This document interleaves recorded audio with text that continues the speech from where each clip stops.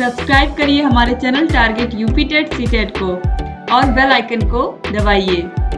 Hello दोस्तों, मैं आनंद स्वागत करता हूं आप सभी का आपके अपने channel target UP TET CTET में और ऐप अस्तित्व एकेडमी में। दोस्तों, आपके डीएलएड 4th सेमेस्टर का पवन सीरीज जो है वो मैंने स्टार्ट कराया था, जिसमें आपके बहुविकल्पीय और अतिलघुत्तरीय प्रश्न जो है वह मैंने पूरे कंप्लीट सॉल्व करा दिए थे और आपके रह गए थे लघुत्तरीय प्रश्न, जिसको आप लोग लगातार कमेंट करके बोल रहे हो कि सर पढ़ा दो लघुत्तरीय प्रश्नों को भी। तो अब मैं आज से यहाँ पे आपको लघुत्तरीय प्रश्न भी पढ़ाने वाला हूँ। ठीक है, ये आपकी नई 2024-25 संस्करण की पवन सीरीज है। इसी के क्वेश्चंस को हम सॉल्व कर रहे थे और बहुविकल्पीय अतिलघुत्तरीय अगर आपने नहीं किया है तो नीचे डिस्क्रिप्शन में आपको लिंक मिल जाएगा। मैथ के सामने का लिंक आप क्लिक करोगे तो वहां पे आपको क्लासेस देखने को मिल जाएंगी। पहले आपको चैप्टर वाइज पूरा सिलेबस मैंने आपको पढ़ाया है, जैसे आपको पूरा सिलेबस आपका पढ़ना है। उसके बाद मैंने राजन सीरीज पूरा 2025 संस्करण नई वाली राजन सीरीज को पूरा सॉल्व कराया है, एक एक प्रश्न बहुविकल्पीय अतिलघुत्तरीय लघुत्तरीय। और इसके बाद आपको पवन सीरीज देखने को मिल रहा है। इसके बाद आपको प्रीवियस ईयर क्वेश्चन पेपर्स और मॉडल पेपर्स देखने को मिल जाएंगे, फॉर्मूले की क्लास मिल जाएगी। तो सब कुछ आपको एक ही प्लेलिस्ट में देखने को मिल जाएगा और एक बार आप पूरा प्लेलिस्ट अगर कर लिया आपने तैयार तो आपकी तैयारी जो है पूरी इनफ हो जाएगी। ठीक, तो समझ गए आप चीजों को, आपको कम समय में किस तरीके से तैयारी कर लेना है। इसी तरीके से सभी विषय आपको पढ़ाए गए हैं, सभी विषयों का लिंक नीचे डिस्क्रिप्शन बॉक्स में दिया गया है। सभी विषयों को पढ़िए, अपने तैयारी को बेहतर कीजिए।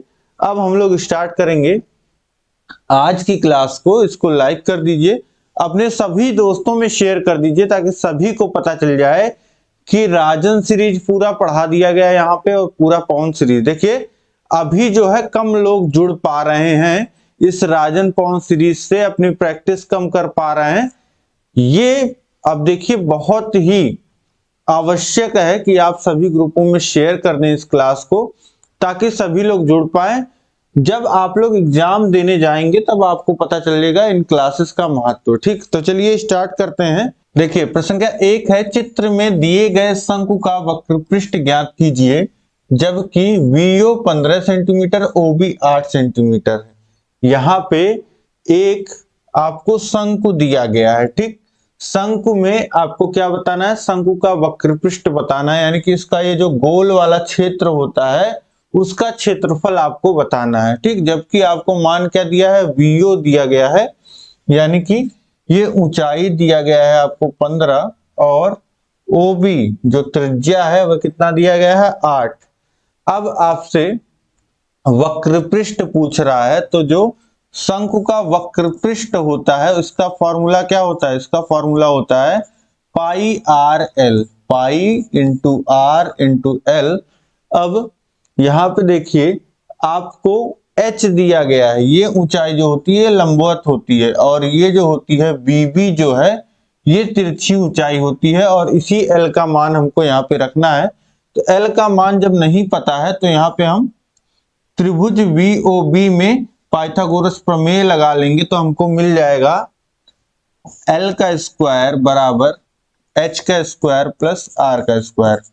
L का स्क्वायर बराबर हो जाएगा H का स्क्वायर यानी 15 का स्क्वायर 225 और प्लस ये 64। तो L का स्क्वायर बराबर हो जाएगा 289 और L बराबर कितना हो जाएगा अंडर रूट 289। ये किसका वर्ग होता है 17 का, तो इसको लिख सकते हैं 17 का स्क्वायर और L बराबर कितना हो जाएगा 17। L का मान आ गया 17 सेंटीमीटर। अब वैल्यूज पुट कर दीजिए, तो यहाँ वैल्यू रखेंगे 22/7 गुणे R 8 है, L है कितना 17। और यहाँ पे देखिए पाई की वैल्यू अगर आप ऐसे ही रखना चाहें क्योंकि यहाँ पे कट नहीं रहा है तो पाई ही रख दीजिए और 8 7 56 के 6 हासिल लगा 5 8 नंबर 8 और 3 13 136 पाई सेंटीमीटर स्क्वायर या वर्ग सेंटीमीटर लिख सकते हैं। ठीक है, तो इस तरीके से ये आपका उत्तर हो जाएगा। एल का मान हमको नहीं पता था, वो हमने निकाला, और फॉर्मूला हमको पता है वक्र पृष्ठ का, हमने रख दिया, हमको उत्तर मिल गया। इसके बाद देखिए प्रश्न संख्या 2 है, एक समलंब चतुर्भुज की समांतर भुजाएं 25 सेंटीमीटर और 12 सेंटीमीटर है, उनके मध्य की दूरी 8 सेंटीमीटर है, समलंब चतुर्भुज का क्षेत्रफल ज्ञात कीजिए। अब एक समलंब चतुर्भुज कौन सा चतुर्भुज होता है? जिसका जो एक पेयर होता है, भुजाओं का एक जोड़ा जो होता है वह समांतर होता है, और बाकी दूसरा जो जोड़ा होता है वो समांतर नहीं होता है। तो ऐसे चतुर्भुज का क्षेत्रफल क्या होता है? क्षेत्रफल का फॉर्मूला होता है, समलंब चतुर्भुज का क्षेत्रफल होता है 1/2, और 1/2 किसका? पहले तो आप दोनों भुजाएं जो हैं उनको जोड़ लीजिए और इसमें गुणा कर लीजिए आप किससे? दोनों के बीच की दूरी h दिखाते हैं, ठीक। तो दोनों भुजाओं का योग गुणे दोनों के बीच की दूरी और इसका आधा, यही होता है इसका क्षेत्रफल। तो अब वैल्यूज पुट कर दीजिए। 1/2, a कितना है? 25 है, b कितना है? 12 है, और दोनों के बीच की दूरी कितनी है? 8 है।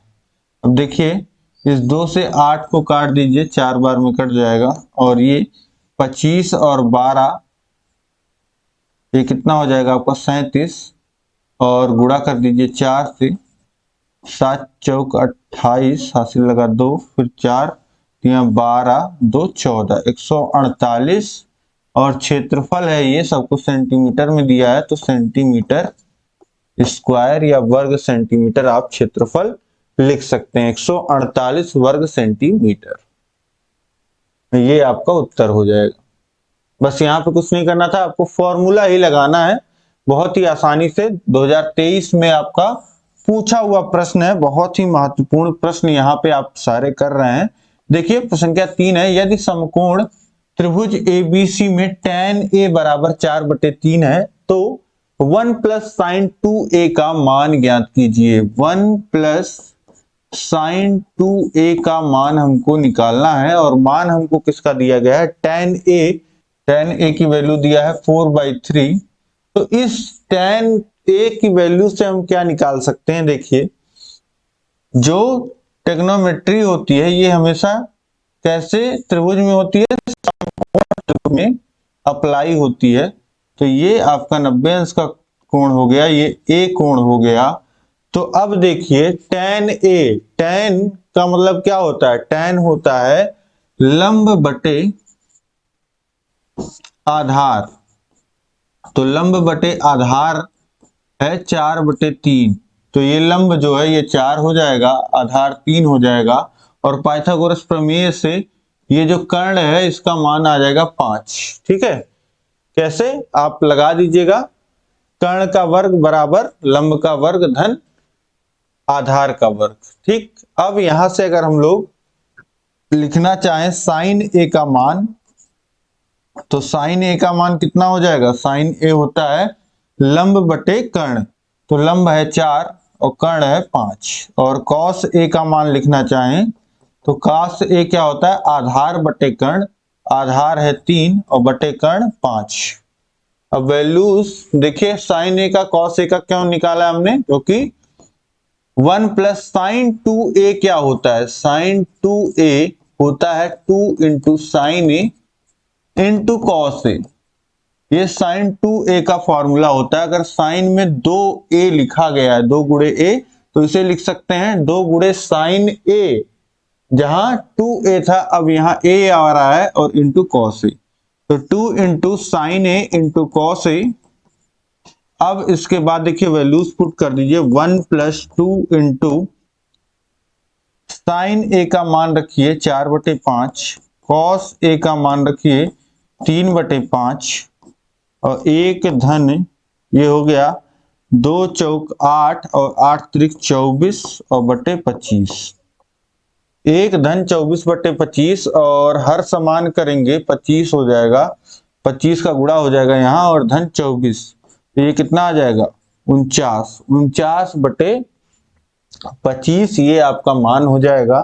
इस तरीके से 1 + sin 2a का मान जो आपको निकालना था वो 49/25 हो जाएगा। देखिए बहुत ही आसानी से हमको tan a का मान दिया गया था, तो इससे हम sin a cos a पे पहुंचे और sin 2a का फॉर्मूला यहाँ पे हमने लगा दिया और वैल्यूज रख दिया sin a का और cos a का। इस तरीके से बहुत ही आसानी से आपने इसको कर लिया। अब इसके बाद नेक्स्ट क्वेश्चन हम देखेंगे, प्रश्न संख्या 4 है, जिसने राजन सीरीज पूरा सॉल्व किया है या previous year question paper solve किया है, उसके लिए तो और चीजें यहाँ पे आसान है क्योंकि ये प्रश्न आप पहले भी कर चुके होंगे। देखिए प्रश्न संख्या 4 है, संलग्न चित्र में ए बी सी डी एक चक्रीय चतुर्भुज है। यहाँ पे एक चित्र आपको दिख रहा है, एक वृत्त बना हुआ है और वृत्त पे 4 बिंदु स्थित हैं जो एक चतुर्भुज का निर्माण कर रहे हैं, जिसे हम क्या कहते हैं, चक्रीय चतुर्भुज। यदि कोण ए 45 अंश है, अगर ये कोण 45 अंश है और कोण बी 82 अंश है, तो सी और डी का मान आपको निकालना है। बहुत ही सरल प्रश्न है, यहाँ पे बस एक प्रमेय लगना है कि चक्रीय चतुर्भुज के जो सम्मुख कोण होते हैं उनका योग 180 अंश होता है।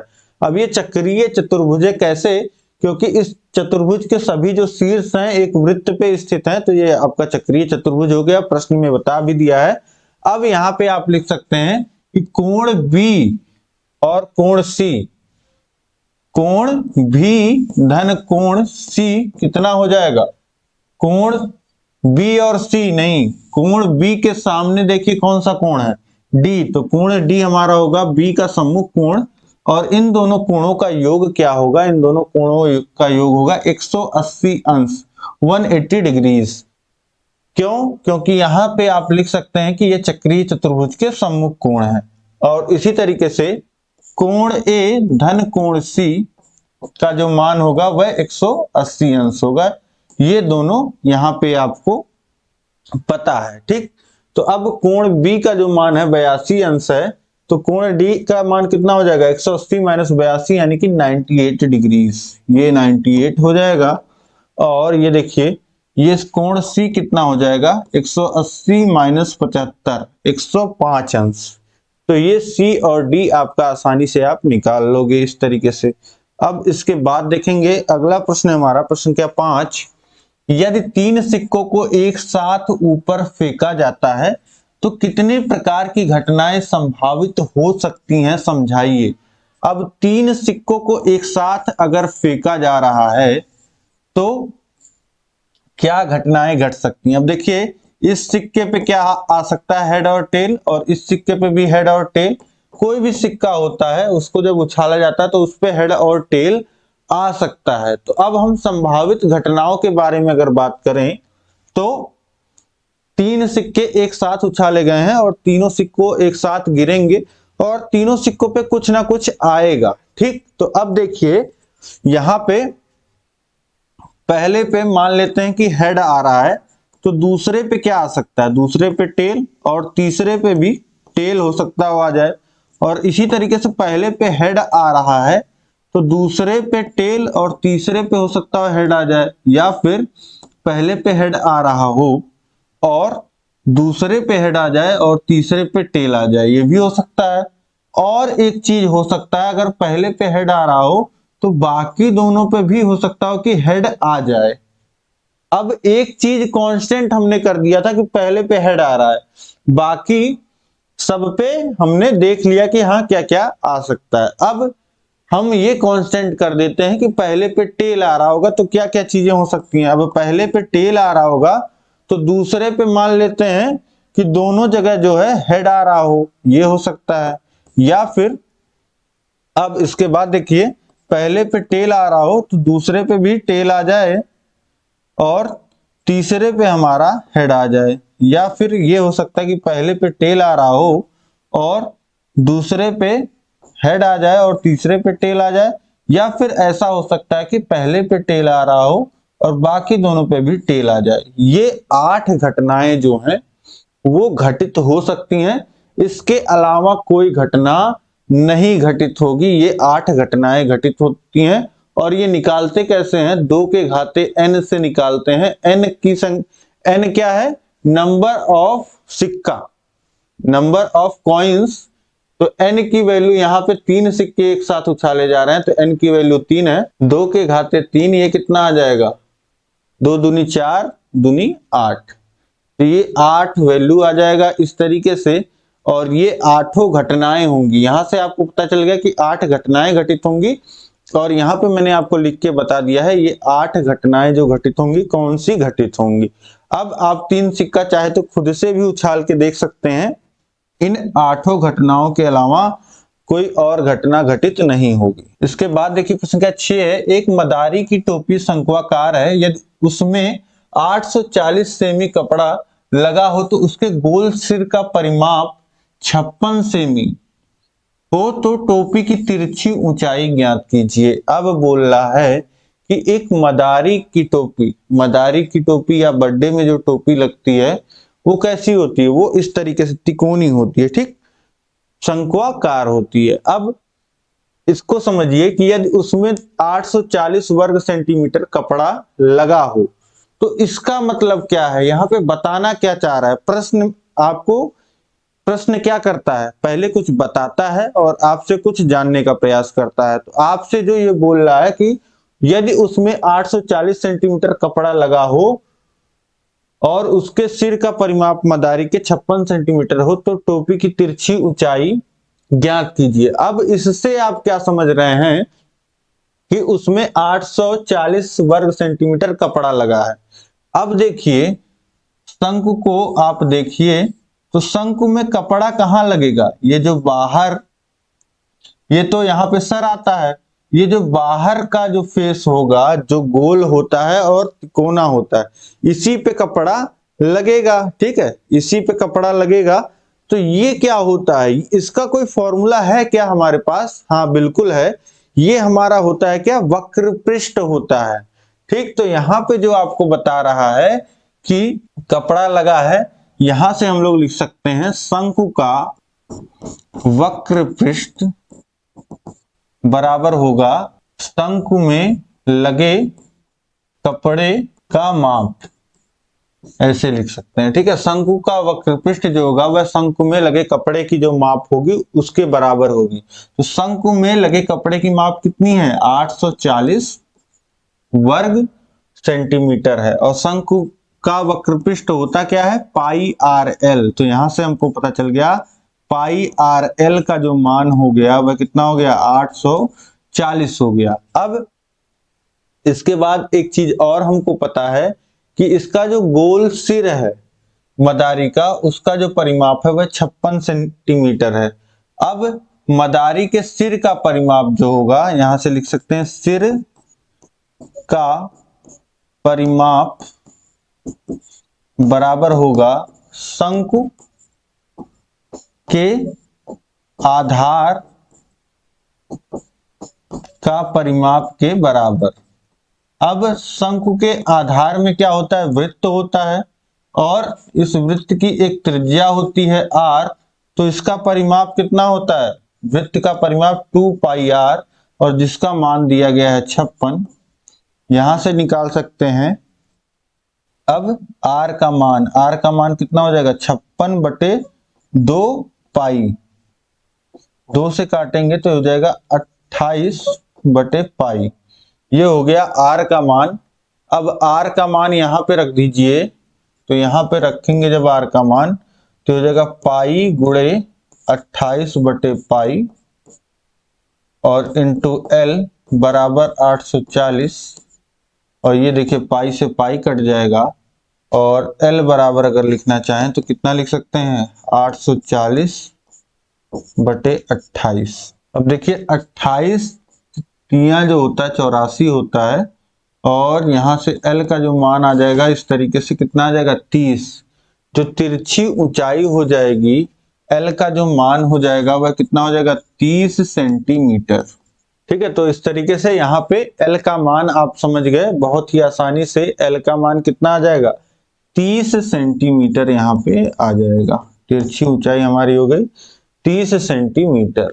अब इसके बाद देखिए नेक्स्ट क्वेश्चन हम देखते हैं, प्रश्न संख्या 7 है, यदि a बराबर इतना और b बराबर इतना हो तो a यूनियन b और a इंटरसेक्शन b ज्ञात कीजिए। अब देखिए a जो है एक समुच्चय है जिसमें इतनी संख्याएं हैं और b एक समुच्चय है जिसमें इतनी संख्याएं हैं, और आपसे पूछ रहा है a यूनियन b और a इंटरसेक्शन b, ये दो चीजें पूछ रहा है। अब a यूनियन b का मतलब क्या होता है, a यूनियन b का मतलब क्या, यहाँ पे समझिए कि ए और बी में जितनी संख्याएं हैं, जितने पद हैं, सभी को आप यहाँ पे लिख दीजिए। बस आपको क्या करना है कि किसी पद को रिपीट नहीं करना है। समुच्चय में हमेशा ये नियम होता है कि किसी पद को जो है वह रिपीट नहीं किया जाता है। एक बार अगर कोई अंक आ गया तो वो दोबारा नहीं आता है।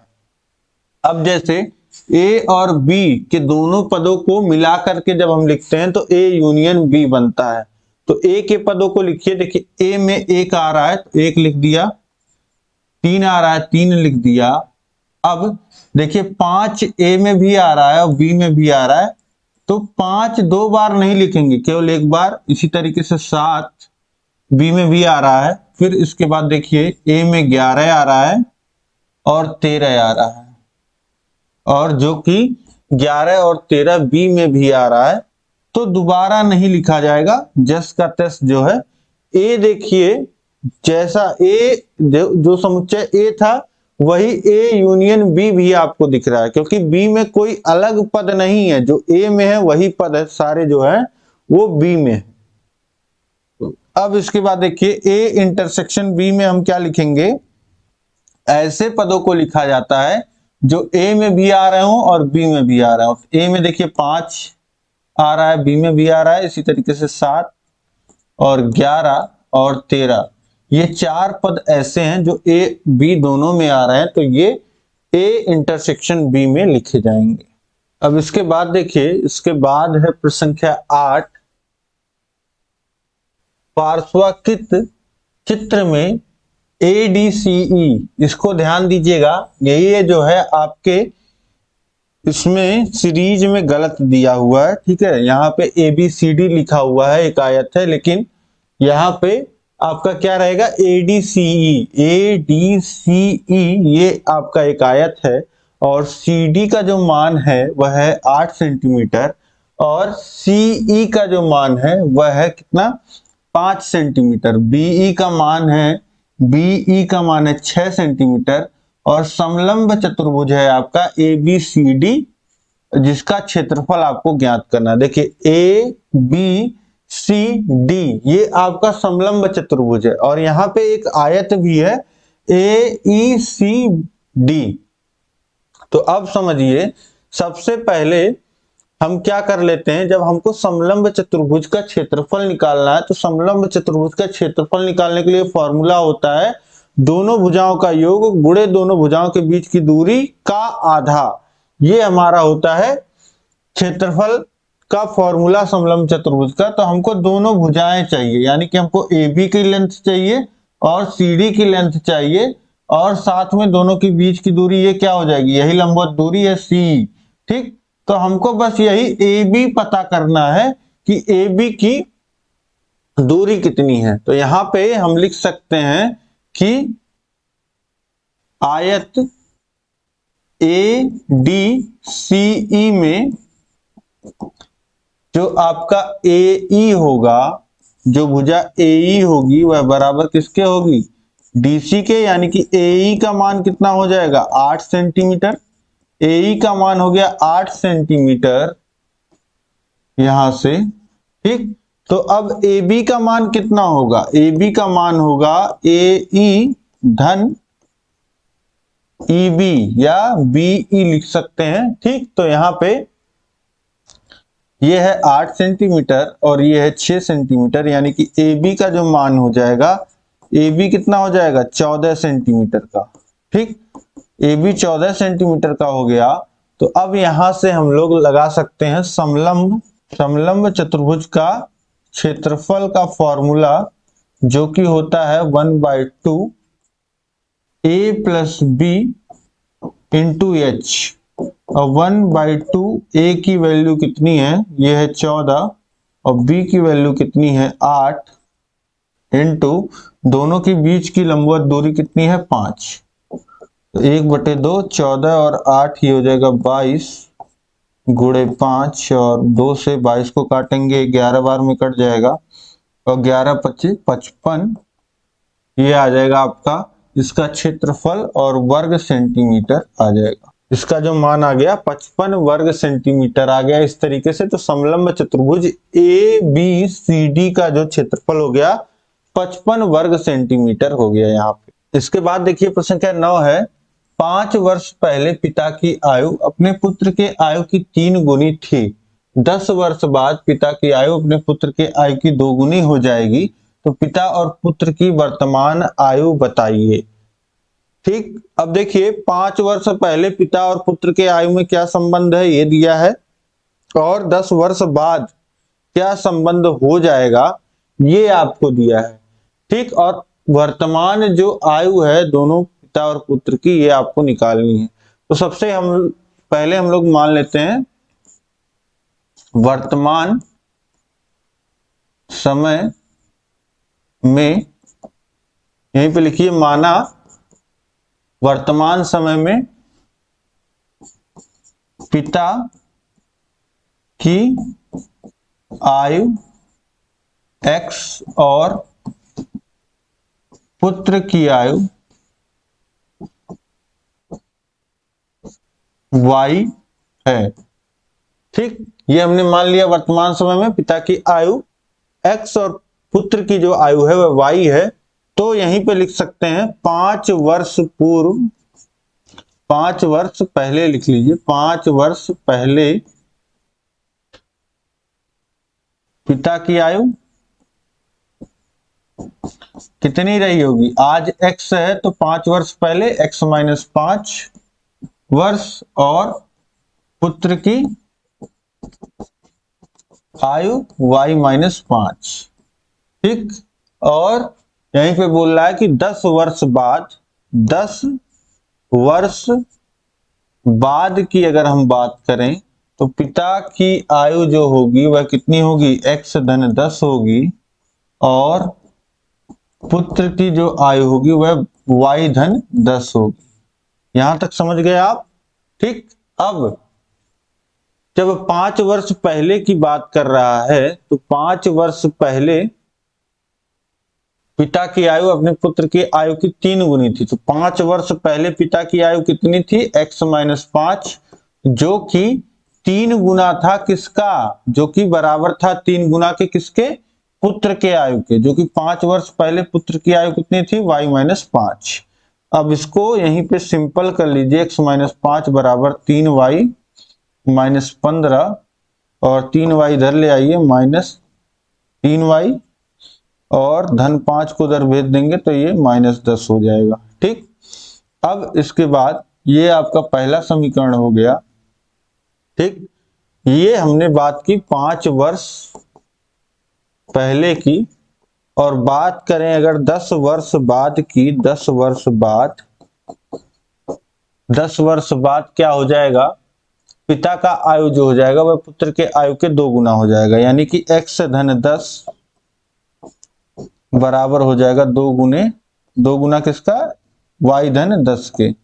तो ये आपका x धन 10, यहीं पे लिखिए x धन 10 बराबर 2y धन 20, जो कि बराबर कितने के हो जाएगा, x माइनस 2y बराबर 20 माइनस 10 यानी कि 10। इसको दूसरा समीकरण मान लीजिए। पहला समीकरण है आपका x माइनस 3y बराबर माइनस 10, और ये है x माइनस 2y बराबर 10। अब आप क्या करिए, समीकरण 1 में से समीकरण 2 को घटा दीजिए। समीकरण 1 में से समीकरण 2 को घटाने पर क्या लिखा जाएगा, पहले लिखिए समीकरण 1 जो कि है x माइनस 3y बराबर माइनस 10। इसके बाद लिखिए दूसरे समीकरण को इसके जस्ट नीचे x माइनस 2y बराबर 10। अब जब घटा रहे हैं तो ये नीचे के चिन्ह जितने हैं वो पलट जाएंगे, यहाँ प्लस x था ये माइनस x हो जाएगा, ये माइनस 2y था ये प्लस 2y हो जाएगा, और ये प्लस 10 था माइनस 10 हो जाएगा। अब देखिए x में से x घट जाएगा तो शून्य बचेगा, और यहाँ है माइनस 3y और यहाँ पे है प्लस 2y, तो माइनस 3y में से 2y जोड़ देंगे तो कितना बचेगा, माइनस y, और यहाँ माइनस 10 और फिर -10, तो ये -20। y का मान कितना आ गया 20, यानी कि पुत्र की वर्तमान आयु कितनी आ गई 20 वर्ष। अब देखिए y का मान यहाँ पे 20 मिल गया, यानी कि आपका जो पुत्र की वर्तमान आयु जो हमने माना है y, वह 20 वर्ष हो गया। तो इस y का मान आप किसी पहले समीकरण में रख दीजिए या दूसरे समीकरण में रख दीजिए, आपको x का मान मिल जाएगा। देखिए यहाँ y का मान रखेंगे तो कितना हो जाएगा x - 3 गुणे 20। अब यहीं पे आप लिख सकते हैं y का मान समीकरण 1 में रखने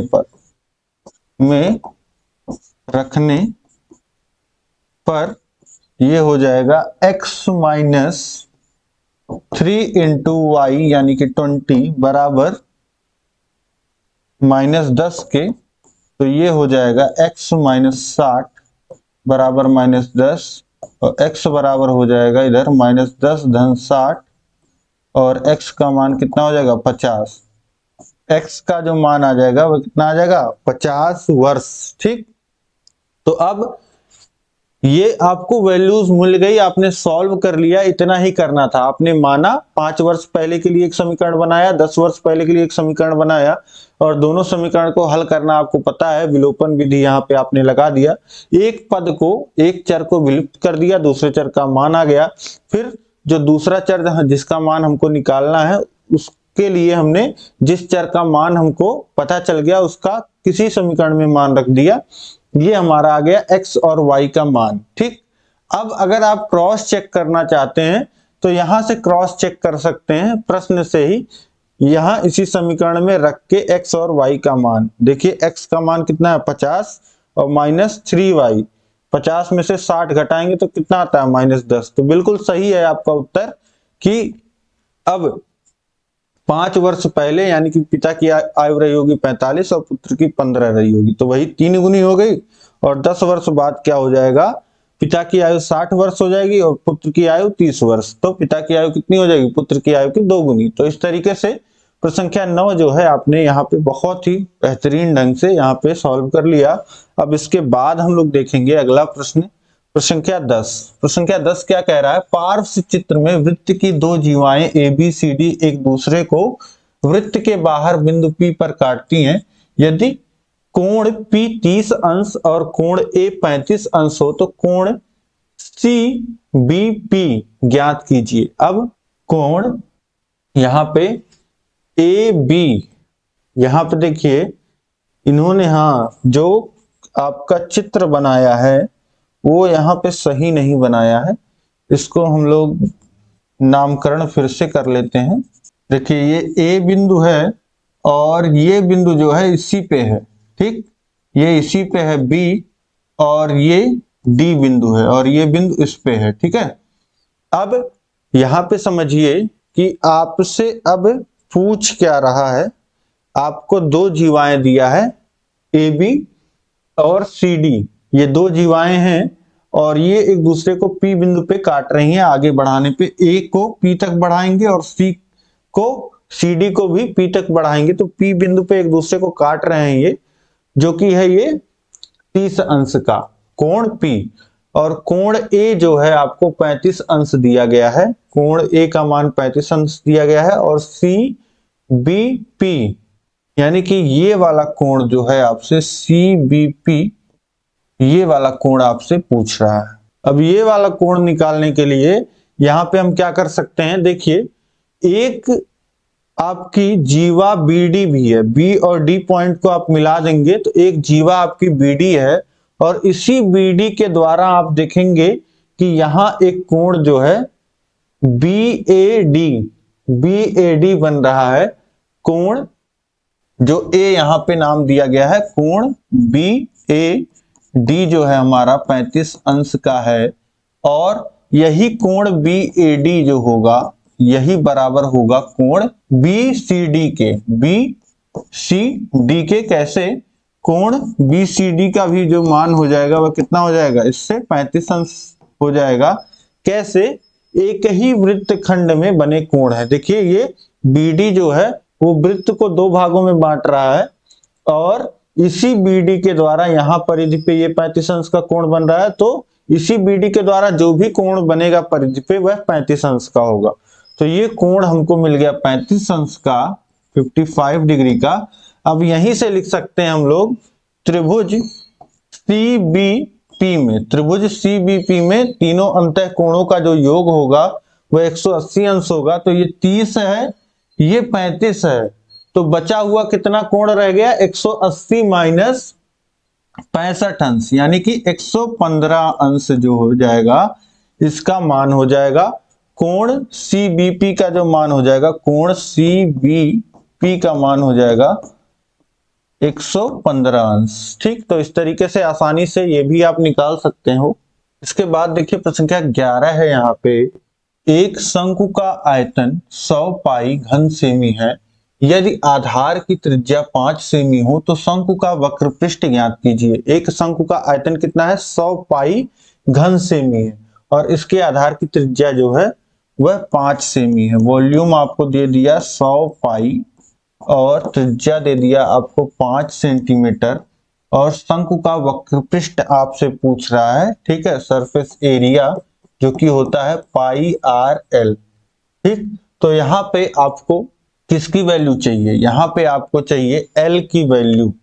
एल की वैल्यू आप कैसे निकाल सकते हैं, यहाँ पे वॉल्यूम क्या होता है, वॉल्यूम जो होता है, जो इसका आयतन होता है शंकु का, उसका फॉर्मूला कितना होता है, 1/3 पाई आर स्क्वायर एच। ठीक, ये है आपका 100 पाई वॉल्यूम और 1/3 पाई आर का स्क्वायर यानी 5 का स्क्वायर, 5 गुणे 5, और एच का मान कितना हो जाएगा, एच का मान अगर लिखना चाहें हम तो यहाँ से इधर था 100 पाई और इधर 3 बटे में था, तो इधर गुणे में हो जाएगा, इधर पाई भाग में हो जाएगा, और 5 गुणे 5 जो है वह भाग में हो जाएगा। पाई से पाई कट जाएगा, 5 पचे 25 और 25 चौक 100 होता है। एच का मान कितना आ जाएगा, 4 गुणे 3 यानी कि 12। एच का मान आपको 12 मिल गया और बाई आर का मान 5 दिया गया है, तो एल का मान कितना हो जाएगा, अंडर रूट 12 का स्क्वायर धन 5 का स्क्वायर, तो 144 और 25 अंडर रूट 169, और एल का मान कितना आ जाएगा, ये 13 आ जाएगा। एल की वैल्यू कितनी आ गई, 13, तो तिरछी ऊंचाई हमारी हो गई 13। अब एल का मान 13 हमको मिल गया, तो यहां से हम वक्र पृष्ठ निकाल सकते हैं। सरफेस एरिया जो हो जाएगा पाई इंटू आर 5, एल है 13, 13 पच्चे 65 और पाई, और सेंटीमीटर में है तो सेंटीमीटर स्क्वायर या वर्ग सेंटीमीटर लिख सकते हैं। तो यहाँ से सरफेस एरिया जो आपको मिल जाएगा 65 पाई, इसका सरफेस एरिया मिल जाएगा। इसके बाद देखिए अगला प्रश्न है, प्रश्न संख्या 12, एक घनाकार गड्ढे का आयतन 13.824 मीटर है, गड्ढे की गहराई ज्ञात कीजिए। एक घनाकार गड्ढे का आयतन जो है वह 13.824 मीटर है, गड्ढे की गहराई आपको ज्ञात करना है।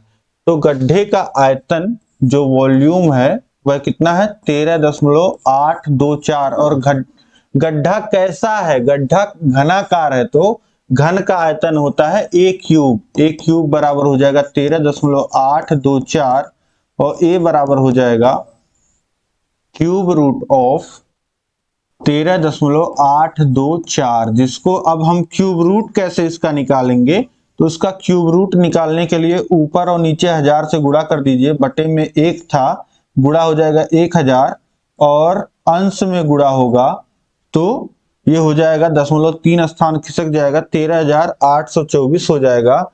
अब 13,824 का हम क्या कर सकते हैं, इसका अभाज्य गुणनखंड करके हम इसका क्यूब रूट निकालने का प्रयास करेंगे। 2 से भाग करेंगे तो ये 6, और 2 से भाग किया तो 6 बार में 12 कट गया, फिर 9, 18 कट गया, 1 और ये 2, फिर 2 से भाग किया तो 3 और ये 4 और फिर 5, फिर 6, फिर 2 से भाग करेंगे तो 1 और 7, फिर 2, फिर 8, फिर 2 से भाग किया तो 8 और 6 और 4, फिर 2 से भाग किया तो 4, 3, 2, फिर 2 से भाग किया तो 2, 1 और 6, फिर 2 से भाग किया तो 1 और भाग नहीं गया 0 और 8, फिर 2 से भाग किया तो 5 और 4, फिर 2 से भाग किया तो 2 और 7, फिर 2 से भाग नहीं जाएगा तो 3 से भाग किया तो ये हो जाएगा आपका 9, फिर 3 से भाग किया तो 3 और फिर 3 से भाग करेंगे तो 1। तो यहाँ पे आप देख पा रहे हैं कि 2 जो है 3 3 6 और 3 9 बार और 3 3 बार आ रहा है। तो यहां से हम इसको लिख सकते हैं कितना, a बराबर अंडर रूट 2 का 2 के घाते 3 गुणे 2 के घाते 3 गुणे 2 के घाते 3 गुणे 3 के घाते 3 और बटे में हमारा क्या है 10 के घाते 3। तो यही पूरा हमारा बाहर आ जाएगा।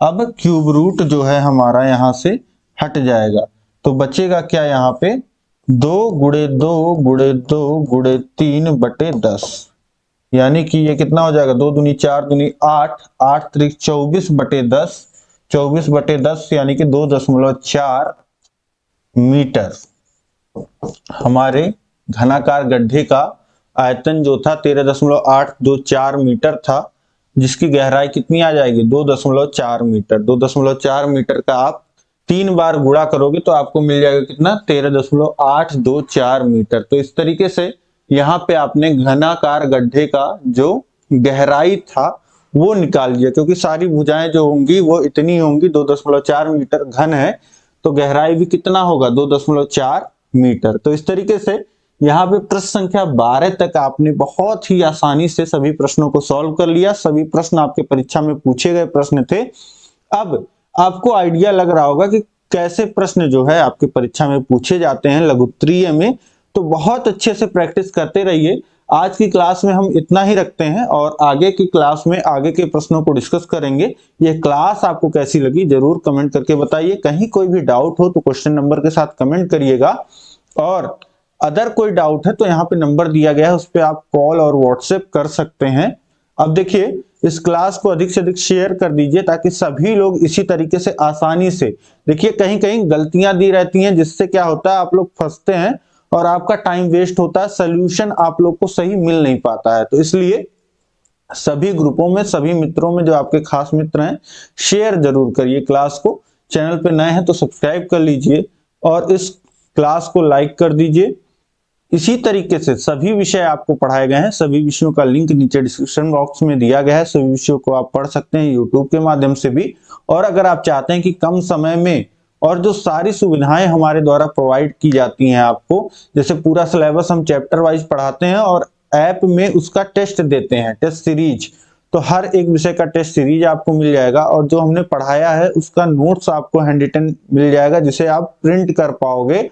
और साथ ही साथ राजन सीरीज, पवन सीरीज का कंप्लीट सॉल्यूशन हर एक विषय का और उसका पीडीएफ, राजन सीरीज का पीडीएफ, पवन सीरीज का पीडीएफ और साथ ही साथ प्रीवियस ईयर क्वेश्चन पेपर्स, ये सारे जो आपको पढ़ने को सब कुछ मिलेगा, ये मिलेगा ऐप पे। ऐप का नाम है अस्तित्व एकेडमी, नीचे डिस्क्रिप्शन में लिंक दिया गया है, वहां से आप डाउनलोड कर सकते हैं। और कहीं भी कोई भी दिक्कत आए तो नंबर दिया गया है, उस पर कॉन्टेक्ट कर सकते हैं। अब हम लोग मिलेंगे नेक्स्ट क्लास में, तब तक ऐसे बने रहिए चैनल से, आप पढ़ते रहिए। जय हिंद, जय भारत।